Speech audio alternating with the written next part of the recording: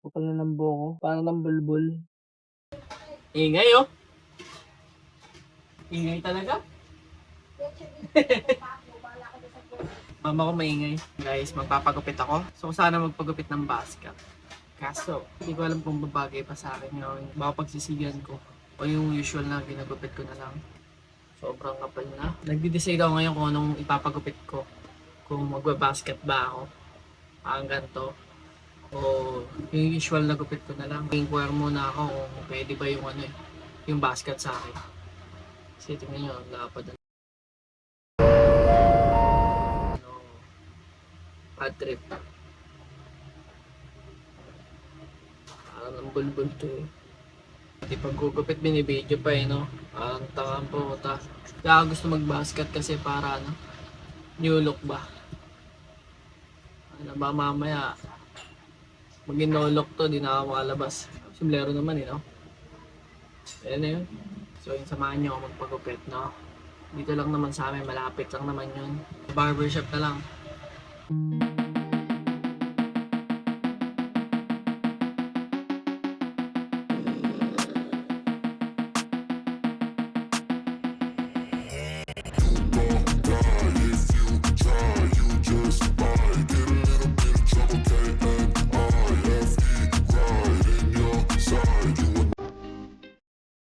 So pagdating ko, sarado pa.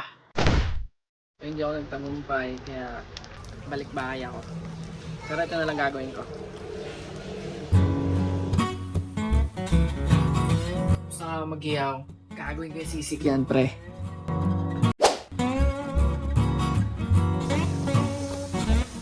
Yes. Hindi na naman malalasan.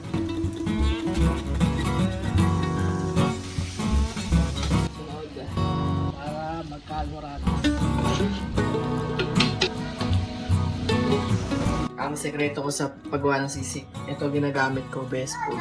Matamis na medyo maasim.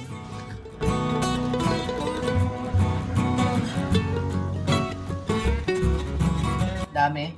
Dami ba? Lampake. Tawagin dyan best choice. Ang sunod, itlog. Siyempre dito matatawag na sisig kung wala itlog, di ba? Bobo ka ba? One egg. One egg.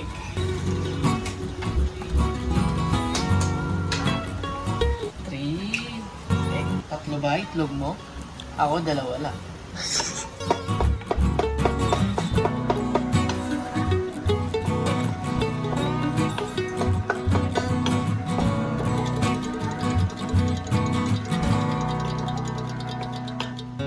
Gusto ko kasi may kalamansi yung akin. Sisig ko. Ito. Parang kulang yung nainis. Daragdagan natin. Dami. Wala akong pake.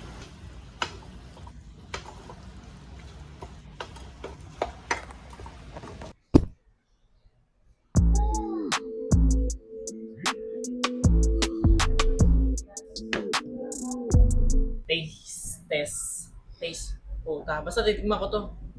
Ako sininyo, baklang niya.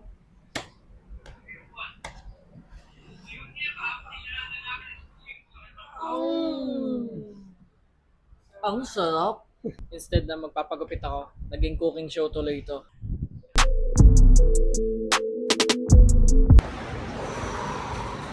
Ang bango ah.